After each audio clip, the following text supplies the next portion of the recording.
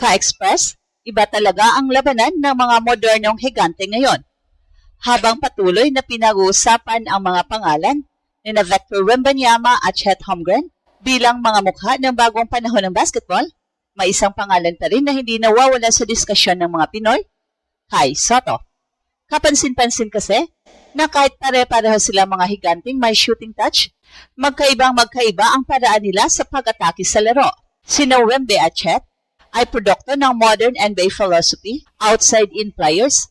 Madalas silang nagsimula sa perimeter, gumagamit ng ball handling, pick and pop and three-point shooting bago matake sa loob. Sa katunayan, malaking bahagi ng offensive identity ni Wemby ay ang perimeter creation at long-range shooting, habang si Chet naman ay kilala sa floor spacing at pagiging stretch big. Pero kapag si Kai ang pinag-usapan, ibang kwento ang makikita. Ang kanyang natural na galaw ay inside first. Gusto niya magtrabaho sa low post, gamitin ang kanyang haba, footwork at soft touch malapit sa basket. Pero ang nakakatakot kay Kai, hindi siya traditional na center. Kapag iniwan mo siya sa mid-range, kaya niyang pumatay ng depensa gamit ang kanyang shooting touch na umabot hanggang 3-point line. Kaya habang sina Wemby at Chet ay parang mga guards na lumaki hanggang 7-footers, si Kai naman ay parang classic center na nag-evolve para mabuhay sa modernong basketball. At doon nagsisimula ang napakainit na comparison na kinagigiliwan ngayon ng maraming basketball fans. Kapag pinanood ng mabuti, sina Kai, Wemby at Chet, mapapansin na pare-pareho silang matangkad, mahaba ang galamay at may kakayahang tumira mula sa labas, pero doon na rin nagtatapos ang kanilang pagkakapareho. Si Wemby ay maaring pinaka-extreme version ng modern basketball unicorn. Sa San Antonio Spurs, maraming possessions ang nagsisimula sa kanya sa perimeter. Hindi siya nag-antay sa ilalim para sa entry pass. Siya mismo ang humawak ng bola, lumikha ng sariling tira, at minsan pa nga ay bumibira mula sa halos logo range. Maraming analyst ang nagsasabing isa siya sa pinaka-unique na offensive weapons na nakita ng NBA dahil sa kombinasyon ng kanyang taas, shooting at mobility. Ganito rin sa ilang aspeto si Chet. Hindi rin siya umaasa sa traditional post-up game para makapuntos. Ang kanyang pangunahing sandata ay spacing.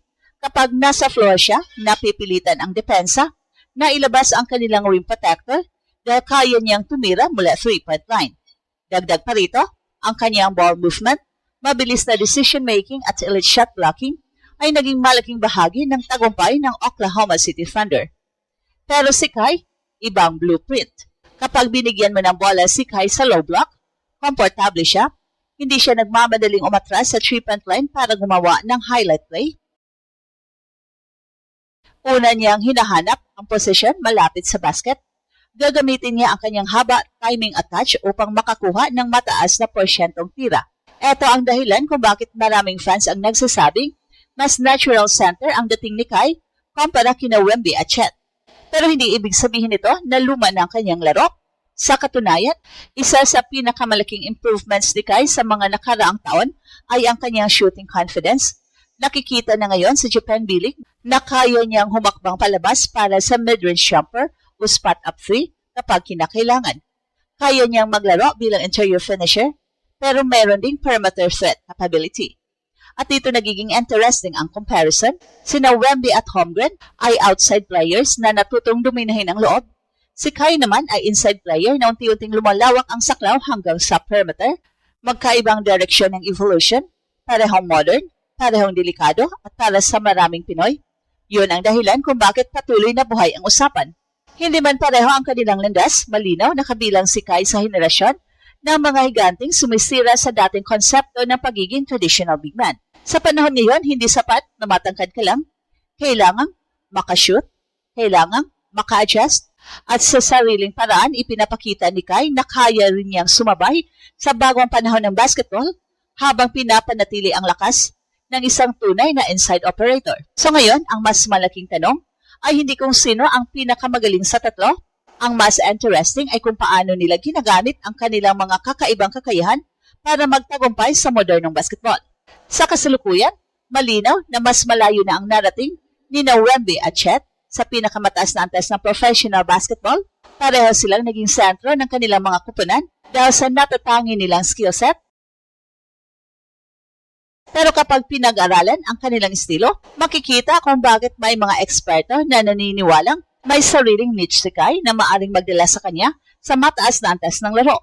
Si Wemby ay parang isang wing player na nasa katawan ng isang 7'4 giant. Kaya niyang magsimula ng opensa mula sa perimeter, magdala ng bola sa fast break, gumawa ng step-back jumper at umatake mula sa dribble. Ang kanyang laro ay walang limitasyon pagdating sa offensive creativity. Si Chet naman ay mas kontrolado at systematic. Hindi siya kasing explosive ni Wemby sa shot creation pero napaka-epektibo niya sa loob ng isang structured offense.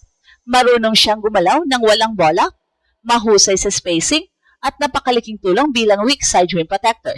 Pero si Kai ay may ibang identity. Kapag pinag-uusapan ang footwork sa poste, touch malapit sa rim at paggamit ng taas para makakuha ng mataas na porsyentong tira, dito lumalabas ang natural instincts ni Kai. Maraming modern big men ngayon ang halos nakalimutan na ang traditional post-game dahil mas nakatuon sila sa perimeter basketball. Pero si Kai ay kabaligtaran. Ang kanyang unang basa ay kadalasang nasa loob. Kapag may maliit na bantay, agad niyang ginagamit ang kanyang haba.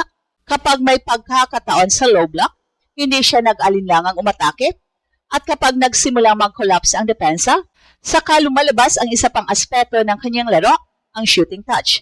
Ito ang bahagi na madalas nakakaligtaan ng mga casual fans.